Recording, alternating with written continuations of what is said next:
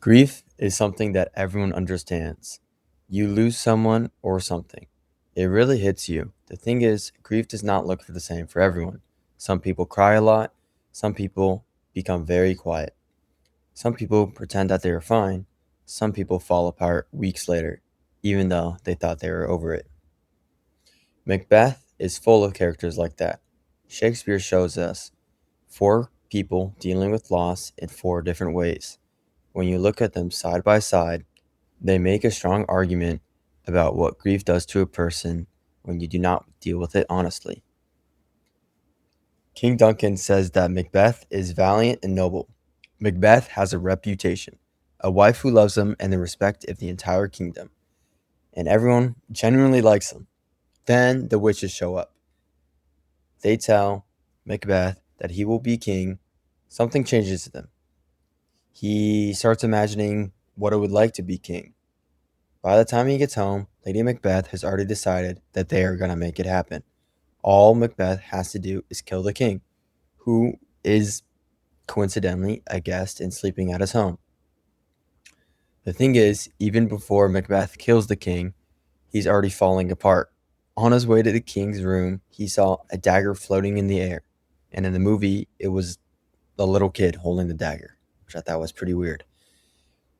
It was pointing directly towards the room. In his mind, that's trying to warn him. He still goes and kills the king anyways. After the murder, he lays right next to the king, which I thought it was a scene that was quite weird. When the king's body is found, Macbeth is the main suspect in the room, and he gets quite mad. He kills the guards before they can be questioned, saying that he did it out of grief, even though it's all an act. Every tear that Macbeth cries is fake. As the play goes on, Macbeth keeps killing people, anyone who he sees as a threat to him. Each murder costs him a little more. By the time Lady Macbeth dies at the end of the play, you would expect Macbeth to have some kind of reaction, but all he says is that she should have died later. No tears, not a breakdown, just exhaustion and emptiness. The man who once faked grief so well that he fooled the entire room cannot feel anything anymore. Lady Macbeth is different from Macbeth. She comes at a play like she has everything under control, and she read Macbeth's letter about the witch's prophecy. Her first instinct is to go ahead with it. No hesitation, no guessing. She thinks that her husband is too soft and too kind to do what needs to be done. So she takes control and manipulates him. Lady Macbeth asks the spirits to take her feelings. She does not want to feel guilty or grieve. She wants to become queen. She would not let her emotions stop her. It works at first. But when Macbeth goes to kill the king and comes back a broken man, Lady Macbeth takes over. She goes back to the scenes, plants the daggers on the guards, and she frames them for the murder.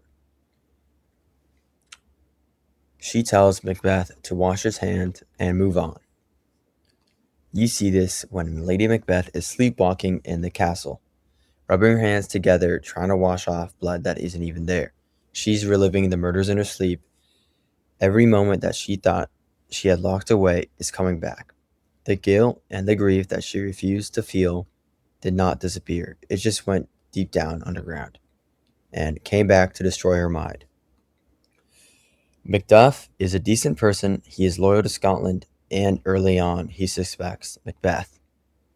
He refuses to attend Macbeth's coronation, which is a major political statement. When he decides that Scotland needs to be saved, he goes to England to bring back an army with Malcolm. Macduff leaves his family behind, his wife, his children, and his home. He believes that they will be safe, that the threat with Macbeth is with himself and not with his kids. He is wrong.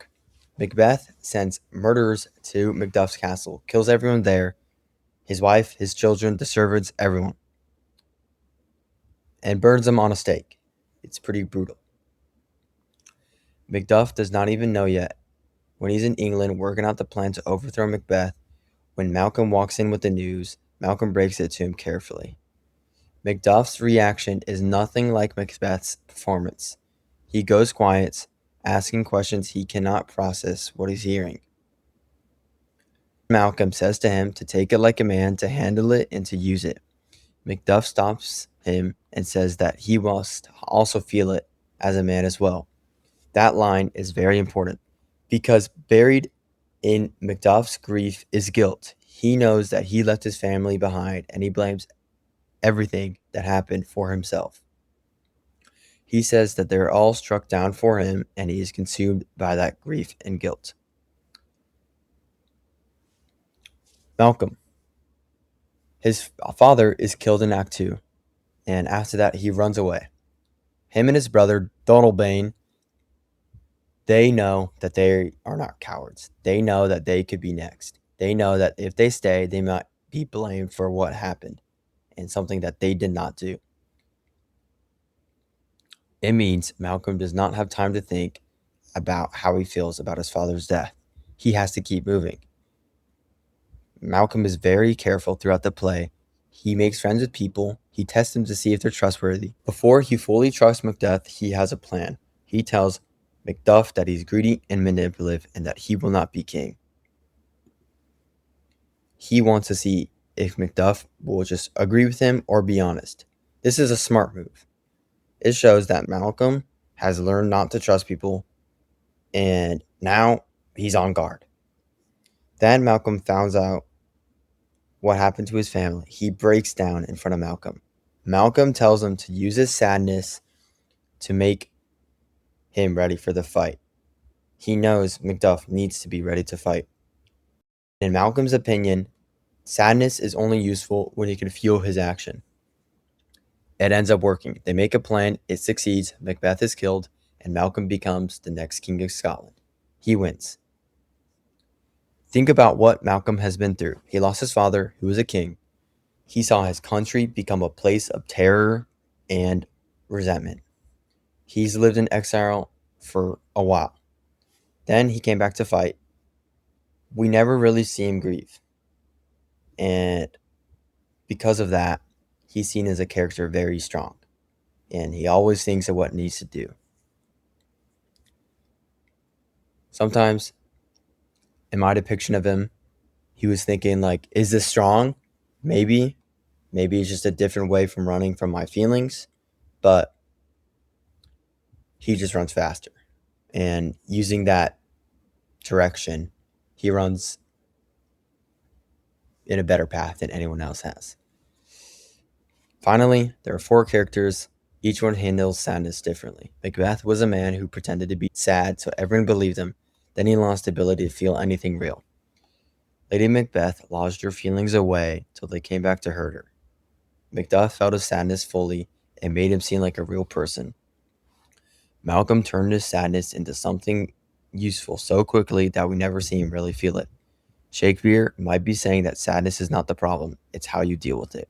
The only character who really feels his sadness is the only one who comes out okay. Everyone else pretends to be sad or hides their feelings. They use their sadness to hurt others. None of them are okay in the end.